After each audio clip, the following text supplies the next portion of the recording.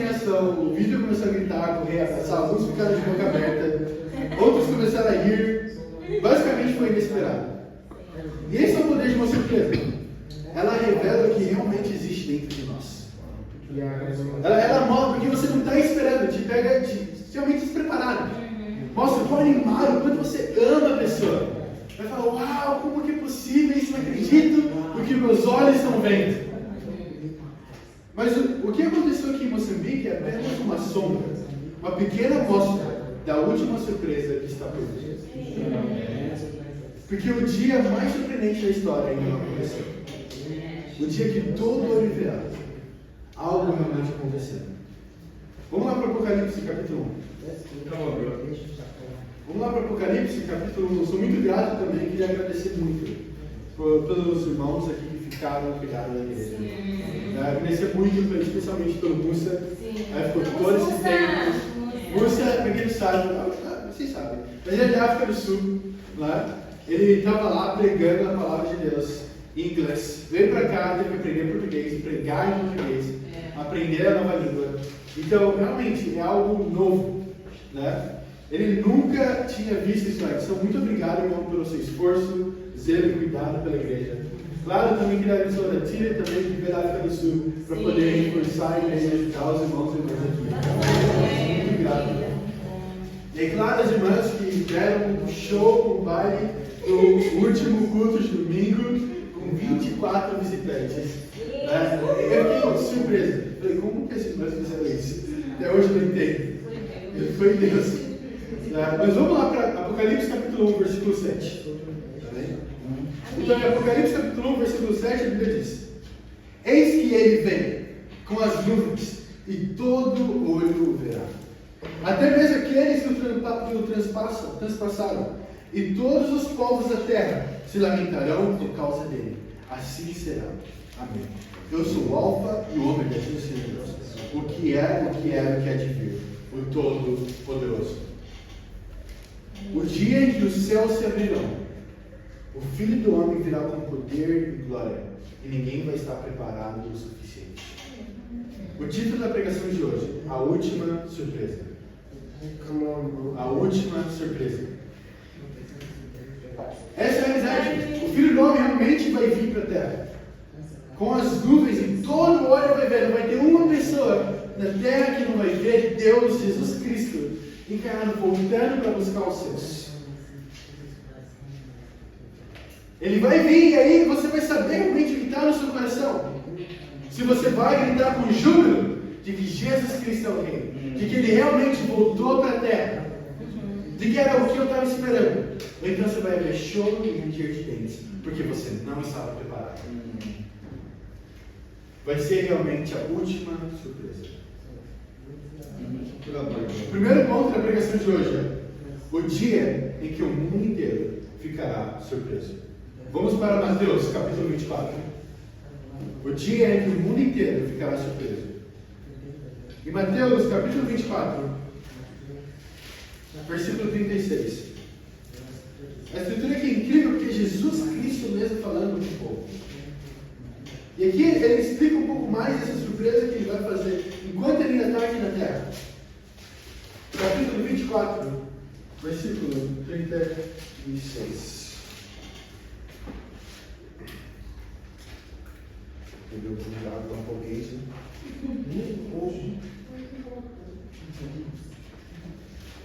Essa casa está muito quente. Misericórdia. Mas é bom. 24, versículo 36. A Bíblia diz assim: Quanto ao dia e a hora, ninguém sabe, nem os anjos dos céus, nem o Filho, senão somente o Pai. Versículo 37. Como foi nos dias de Noé, assim também será na vinda do Filho do Homem. Pois nos dias anteriores ao dilúvio, o povo vivia comendo e bebendo, casando-se e dando-se em casamento, até o dia em que Noé entrou na arca. E eles nada perceberam, até que veio o dilúvio e os levou a todos. Assim acontecerá na vinda do Filho do Homem. 2 homens estarão no campo, um será levado e outro deixado. 2 mulheres estarão trabalhando no moinho, uma será levada e a outra deixada. Portanto, vigiem, porque vocês não sabem em que dia virá o Senhor. A palavra aqui que a gente acabou de ler a Escritura é incrível, porque basicamente o que está acontecendo? Aqui em Jesus Cristo ele fala, ninguém sabe o dia e a hora. Eu não sei, nem eu, o próprio Filho, não sei o dia e a hora. Os anjos não sabem a hora e o dia, apenas está reservado isso para o Pai. E aí ele fala que vão ter 2 homens no campo, ou seja, pessoas trabalhando juntas, e do nada, de repente, uma é levada e o outro fica ali para trás. Tudo bom igual. Agora, por não saber o dia e a hora, por não saber quando vai acontecer, em que dia, em que momento vai acontecer isso com a gente, o que você está disposto a arriscar para poder realmente saber? Não, mas eu tenho um pouco mais de tempo até Jesus voltar. A palavra usada aqui para ninguém sabe, no grego é a palavra oide. E ela não significa apenas não ter informação. Que era o que eu pensava. Como se não tinha uma informação lógica do dia e da hora em que Jesus Cristo voltaria. Mas significa não ter percepção espiritual. O que é bem diferente. Então aqui Jesus está dizendo, vocês não apenas não sabem o dia, como vocês não têm ideia da dimensão desse dia. Do impacto que vai ter a volta de Jesus Cristo. Do quanto a vida das pessoas vai mudar. Você não sabe o quão difícil esse dia vai ser. Você não tem ideia do choro e da dor que as pessoas vão passar e sentir nesse exato dia. Não é uma questão intelectual. Ou seja, mesmo que se você soubesse o dia exato e a hora exata, por conta do seu coração você ainda não mudaria. Porque é uma falta de percepção espiritual, não intelectual. Então Jesus não fala, o problema de vocês é que vocês não estudaram o suficiente. O problema de vocês é que vocês não foram para a faculdade correta. Não é esse o problema. Ele fala, o problema de vocês é que o coração de vocês está duro. Está tão duro ao ponto de que mesmo se eu falasse o dia e a hora exata que eu voltaria, vocês ainda não se arrependeriam. Jesus, ele entra em Jerusalém e em cima de um jumento e canta para ele, Hosana, vem na altura do nosso Salvador. Eles sabiam que era o Messias e ainda assim permaneceram no pecado deles. Quando Jesus foi crucificado na cruz, o que os fariseus falam para ele? Desce daí, e aí vamos acreditar que você é o Messias. Quando isso não era verdade, mesmo se ele descesse, ainda não acreditariam.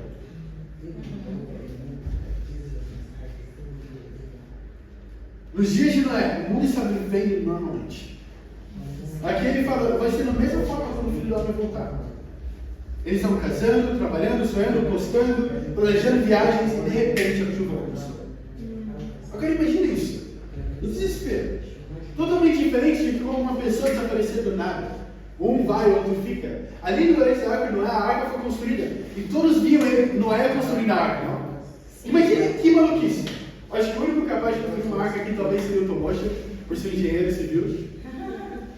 Mas imagina isso, o Tomocha construindo uma arca. E aqui a gente da cidade, a Tomocha Holanda. E aí, a gente vê o Tomocha falando, vai ter um dilúvio, mas não chove por anos. E o Tomocha falando, vai ter um dilúvio, a gente precisa se preparar. E se você quiser entrar na arca, você precisa me ajudar a construir essa arca. Senão você não vai entrar nela. Isso é. Por quê? Porque se eu ajudo a construir a arca, o que a arca representa? O reino de Deus. Então me ajuda a construir o reino de Deus.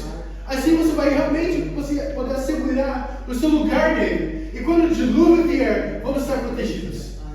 Agora imagina todas aquelas pessoas que zombaram no Tomocha por verem todos os dias construindo a arca. Colocando esforço, parando, não indo para as festas. Talvez não tendo uma nova namorada.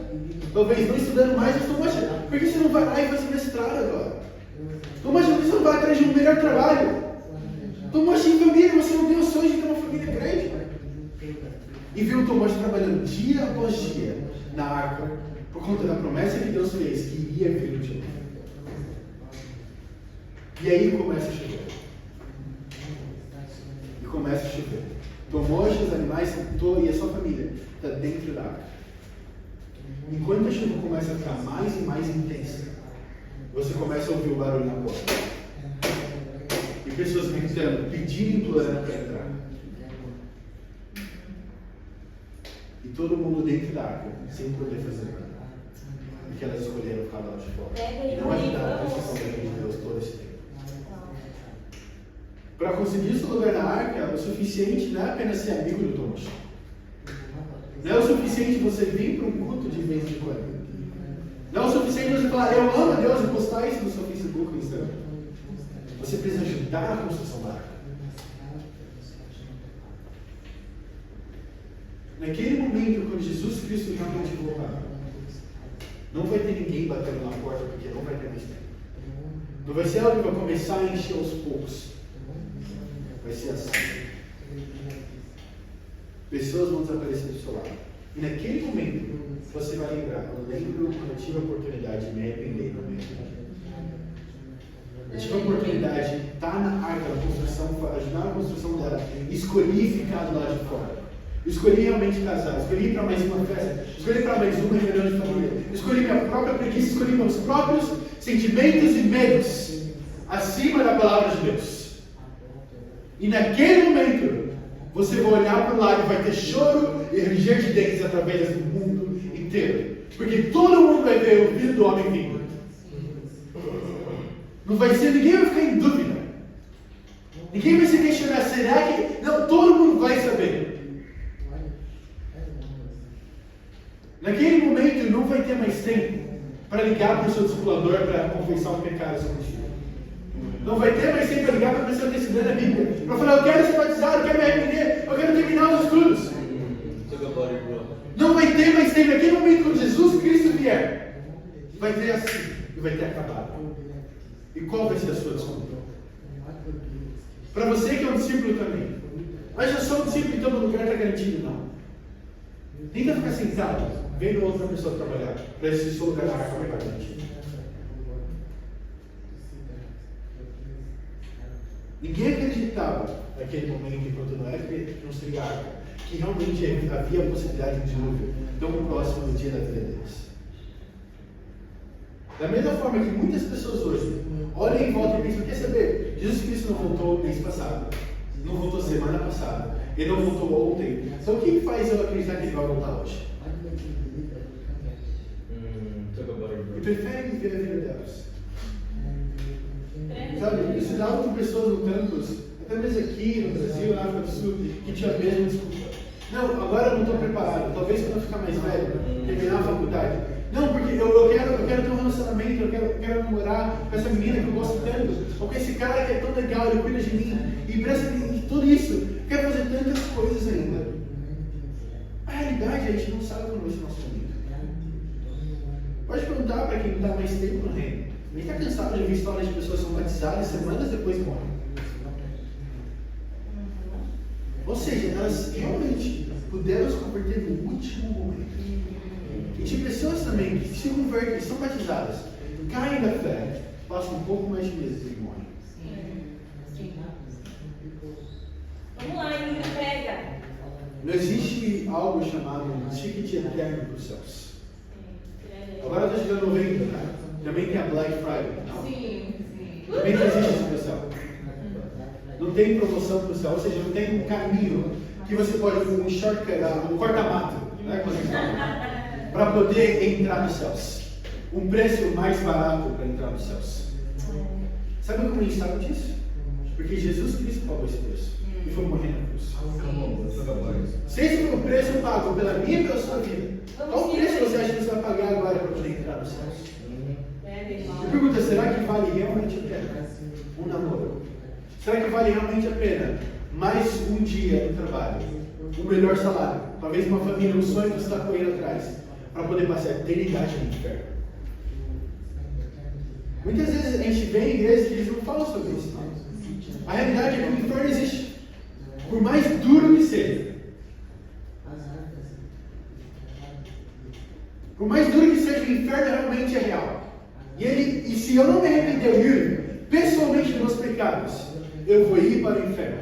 Não importa quantas igrejas eu plante, quantas pessoas eu batize, quantas pregações eu faça. Se eu não me arrepender do meu pecado, não for justo e íntegro com Deus, no dia que Ele voltar, eu não vou entrar nos céus.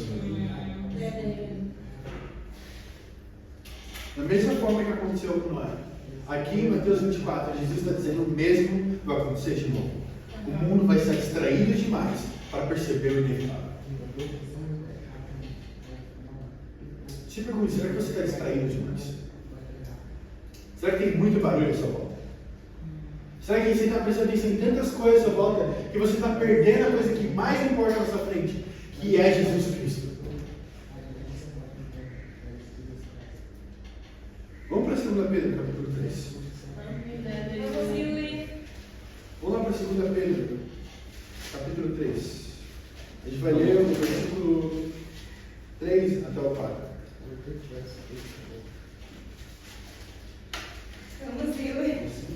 2 Pedro, capítulo 3, versículo 3 ao 4. A Bíblia diz assim: antes de tudo, saibam que nos últimos dias surgirão escarnecedores, zombando e seguindo suas próprias paixões. Eles dirão: o que houve com a promessa da sua vida? Desde que os antepassados morreram, tudo continua desde o princípio da criação. Mas eles deliberadamente se esquecem de que há muito tempo, pela palavra de Deus, existem céus e terra, está formada da água e pela água. E pela água, o mundo daquele tempo foi submerso e destruído. Aqui ele fala de um povo. Ele fala, vai chegar um momento, nos últimos dias, escarnecedores zombando, seguindo suas próprias paixões, ou seja, vivendo a sua vida do jeito que você quer viver. E eles dirão: o que é a promessa da sua vida, Jesus Cristo? Você não prometeu que ia vir? Você não falou de novo, eu estou vindo? Não foi isso que foi falado desde Apocalipse capítulo 22, lá nos últimos capítulos da Bíblia, falando, eu estou vindo em breve. O que aconteceu que você não vê? Eu lembro dos profetas falando sobre a mesma coisa, anos atrás. E aí Pedro escreve falando, esses mesmos escarnecedores se esqueceram de que a mesma coisa aconteceu na época do dilúvio, onde pela água eles estavam fazendo a mesma coisa, e depois a terra foi enchida com água, e eles morreram. E isso muitas vezes acontece. Como aqui mesmo fala, né? E a escritura de Mateus capítulo 24, tem um grande problema que é essa cegueira espiritual que a gente passa. Vamos lá para Atos capítulo 9. Vamos, Senhor, e prega. Capítulo 9, versículo 3. Isso é Paulo, logo depois de ele ter matado Estevão, o primeiro mártir para Cristo. Então ele foi lá, ele acabou de assassinar o primeiro cristão. Ele consegue a permissão, realmente, do Sinédrio para poder ir perseguir mais pessoas, matar outros cristãos, realmente arrancar pessoas e arrastar elas de fora das próprias casas. E agora a gente vai ver o que acontece aqui no versículo 3. Atos 9, versículo 3. Diz assim: em sua viagem, quando se aproximava de Damasco, de repente brilhou ao seu redor uma luz vinda do céu. Ele caiu por terra, disse Paulo, e ouviu uma voz que dizia: Saulo, Saulo, por que você me persegue? Saulo perguntou: quem és tu, Senhor? Ele respondeu: eu sou Jesus, a quem você persegue. Levante-se, entre na cidade, alguém lhe dirá o que você deve fazer. Os homens viajavam com Saulo, pararam emudecidos, ouviam a voz, mas não viam ninguém. Saulo levantou-se do chão e, abrindo os olhos, não conseguia ver nada. E o homem o levaram pela mão até Damasco. Por 3 dias ele esteve cego, não comeu nem bebeu. Aqui é Paulo, e é basicamente a história de conversão dele. O que aconteceu com Paulo? Ele era o estudante de Gamaliel. Ou seja, um dos historiadores, na verdade, até mesmo a história comprova a autenticidade dele como um dos professores na faculdade daquela época. Então era o mais estimado dos professores. Paulo foi aluno dele. E ele era o perseguidor, ele era fariseu, ele ia atrás realmente, ele seguia a lei, e ele era o perseguidor do cristianismo. E a Bíblia fala que Jesus, ele aparece para Saulo nessa luz, e fala para Saulo: por que você tem me perseguido? E ele pergunta: quem que é você? Quem és tu, Senhor? Ele fala: eu sou quem você tem perseguido, Jesus. E naquele momento em diante, durante 3 dias, Saulo fica cego. Eu acredito que o que aconteceu aqui? Saulo teve que ficar cego fisicamente para entender o quão cego espiritualmente ele estava. Precisava que algo acontecesse com ele. Deus precisou tirar algo de Saulo para que ele pudesse ver o que ele tinha. oportunidade que ele tinha, dada por Deus. Muitas vezes eu fico pensando, cara, será que para me arrepender Deus vai ter que tirar a minha saúde também? Será que para poder me arrepender Deus vai ter que tirar um ente querido da minha vida? Será que eu vou ter que perder meus pais para parar de idolatrar eles? Será que eu vou ter que perder meu trabalho para parar de idolatrar meu trabalho? Será que eu vou ter que perder o reino para poder entender o quão grato eu tenho que ser pelo reino? E muitas vezes eu me senti dessa forma. Como se Deus estivesse tirando algo para poder me mostrar o quão grato eu deveria ter sido. A gente muitas vezes não entende o privilégio que foi nos dado. Seja ir para a faculdade, seja conhecer as pessoas que você conhece, seja o poder de ser um discípulo. Cada uma dessas coisas poderia ter sido dada para qualquer outra pessoa. Saulo, ele viu a pregação de Estevão presencialmente. Esse era o privilégio dele. Ele viu realmente a fé dos discípulos. Sim. Estevão pregou algo que era realmente para o fariseu. Estevão começa a pregação dele falando sobre a história inteira, realmente, do judaísmo. De quem eram os mestres, os profetas, e falou que todos eles foram perseguidos por pessoas como vocês. Ele foi discipulado por Estevão presencialmente. E ainda assim não mudou o coração dele. E naquele momento em diante, Deus vai e trata com Saulo presencialmente. Pessoalmente. E muitas vezes a gente passa por coisas difíceis, tão difíceis, e se é Deus querendo discipular, a gente tentando trazer a gente para o lugar correto, a gente não quer aceitar por conta de um coração duro. Porque ninguém sabe que é uma ignorância espiritual.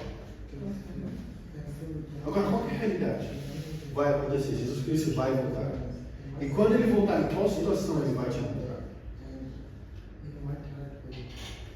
Aqui, quando a gente vê as características da volta de Jesus Cristo, em 2 Pedro, e também em Mateus, da volta de Jesus, nenhuma delas é algo calmo e inofensivo. Na verdade, é algo muito perturbador. É algo que realmente vai balançar muitas pessoas. E se eu não estiver preparado, se você não estivesse preparado, não vou chegar aos céus. Segundo ponto da pregação de hoje. Para alguns, alegria. Para outros, terror. Vamos lá, para alguns, alegria, e para outros, o terror. Sabe, lembra da reação do Vitor? Quando ele viu pela primeira vez? Ele gritou, correu, abraçou, a alegria explodiu dentro dele. Era tipo a surpresa que realmente traz vida. Porque eu acredito, eu gosto de acreditar, né? Que o Vitor me ama, né? E eu amo o Vitor. Então, quando ele me viu, eu fiquei muito animado. E disse, é o Vitor de novo. Mas imagina se fosse uma surpresa, se alguém tivesse te ofendido, te ignorado por meses, falado mal de você, te ferido de formas impensáveis. E de repente, essa pessoa aparece. Essa pessoa não saberia se te abraça ou se corre de você. Porque a presença de alguém revela o estado do coração. Eu acredito que Jesus voltando vai revelar o nosso estado, o nosso coração. A Bíblia fala que para alguns em Coríntios vai ser realmente como o aroma, realmente um bom aroma, e para alguns aroma de morte. Para algumas pessoas vão ficar extremamente felizes de que finalmente eu perseverei até aqui, valeu a pena, porque agora eu posso passar a eternidade nos céus. Para outras pessoas vão ver Jesus Cristo voltando nos céus e vão ver e vão pensar, meu tempo acabou. Não tem mais saída para mim. E vão chorar. Para alguns será o momento mais feliz da eternidade. Para outros, o pior pesadelo. Para outras, promessas de Jesus que realmente voltaria é nada mais que um grande pesadelo. A promessa de que Jesus vai voltar um dia é nada mais que um grande pesadelo. Vive com medo desse dia. Quanto para os discípulos deveria ser um dia realmente glorioso e de alegria. Na verdade, é o dia que eu mais espero. Por mim, que ele voltasse agora. Porque eu não sei se eu vou ser justo amanhã. É tão difícil ser um discípulo. Temos tempos com Deus todo dia, ser puro, ser íntegro, ser realmente humilde, lutar contra o meu egoísmo. Tudo isso é difícil, é gostoso. Por exemplo, carrega diariamente sua cruz. Com certeza não está carregando ela para dentro de spa, infelizmente. Mas está carregando para Gólgota, onde ele mesmo foi crucificado. Então a volta de Jesus Cristo é um dia feliz para você. Sim. Mas agora, da mesma forma, você talvez não aproveite tanto a volta dele. Quando você olhar para trás e ver que a sua família e seus amigos ficaram. E aí você tem duas escolhas. Eles vão ficar por escolha própria ou porque você negligenciou a pregar a palavra para eles? Vamos lá, Yuri. Quando você olhar para a faculdade, ver o número de pessoas que ficaram porque você escolheu ficar quieto. Naquele momento não vai ter desculpa, mas eu sou tímido. Eu sou introvertido. O termo introvertido foi inventado por um ateu que não conhecia a Bíblia. Não existe introvertido na Bíblia. Deus não fala, se você é introvertido, tudo bem, compartilhe um pouco menos da fé. Quando Jesus Cristo voltar, você vai olhar para trás e ver o tanto de pessoas que você impactou e está levando você para o céu. Olhar para trás e ver que você está sozinho. Realmente, para muitos, vai ser um motivo de alegria e de grande ânimo, onde vão cantar com júbilo, onde vão poder realmente cantar novamente, como eles cantaram ouvindo Jesus entrar em Jerusalém. Hosana, vem nas alturas, vem o meu Salvador. Ou vou realmente gritar, ai de mim, porque eu sou um pecador. Vamos voltar para Mateus 24, versículo 13. Vamos, Yuri. Irmão. Mateus capítulo 24, versículo 30.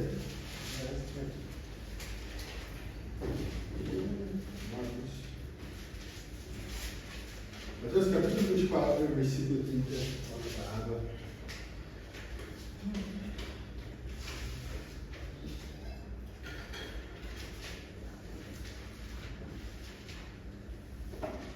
Mateus capítulo 24, versículo 30. A Bíblia diz assim: então aparecerá no céu o sinal do Filho do Homem, e todas as nações da terra se lamentarão e verão o Filho do Homem, vindo nas nuvens do céu, com poder e grande glória. A palavra lamentarão vem do grego kapto, que significa bater no peito em desespero. É assim que é a resposta das pessoas. Ele fala que as pessoas vão bater no peito em desespero. Não é arrependimento, mas remorso. Um remorso tardio. Eles perceberam que o tempo da graça acabou.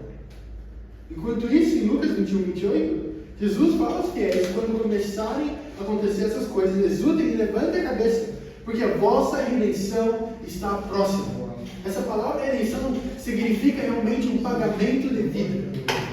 Ou seja, realmente uma hora vai chegar, e quando Jesus Cristo voltar, que você vai receber o seu pagamento. Você vai ver tudo que você fez, o seu sofrimento, suas feridas, toda a sua perseverança, carregar, se negar e falar, uau, eu cheguei nos céus. Finalmente eu voltei. Ou se eu estiver em pé, eu vou sentar no sofá. Finalmente, acabou. Agora eu posso entrar no céu. E realmente, é um dia de canto, de exaltação. Ele fala, exultem e levantem a cabeça. Ou seja, olhem para o céu com alegria, não com vergonha, mas com orgulho de que eu servi o meu Salvador. De que realmente ele manteve a sua promessa até o final. Agora, o que acontece é a mesma cena, com dois grupos diferentes.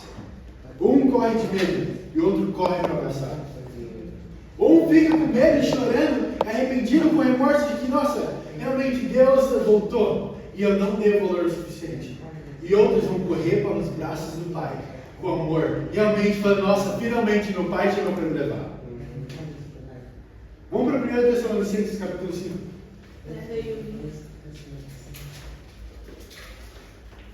1 Tessalonicenses capítulo 5. A gente já leu o versículo 2. Do 2 ao 4. A Bíblia diz assim: pois vocês mesmos sabem perfeitamente que o dia do Senhor virá como ladrão à noite.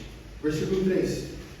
Quando disserem paz e segurança, a destruição virá sobre eles de repente, como as dores de parto da mulher grávida, e de modo nenhum escaparão.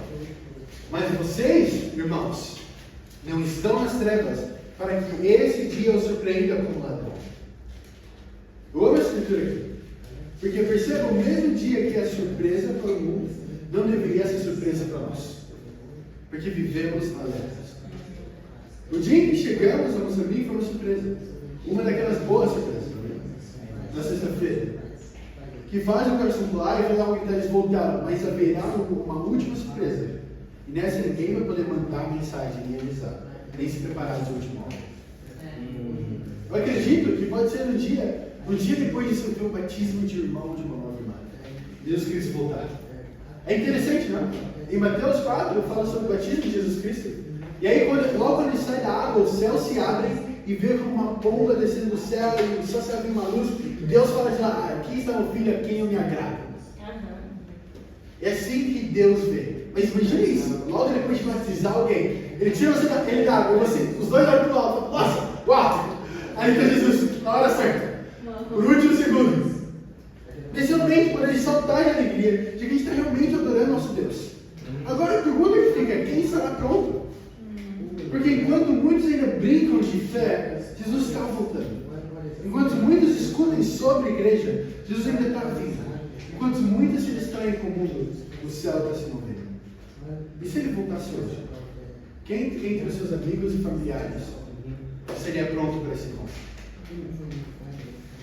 Quais deles não teriam uma desculpa para dar?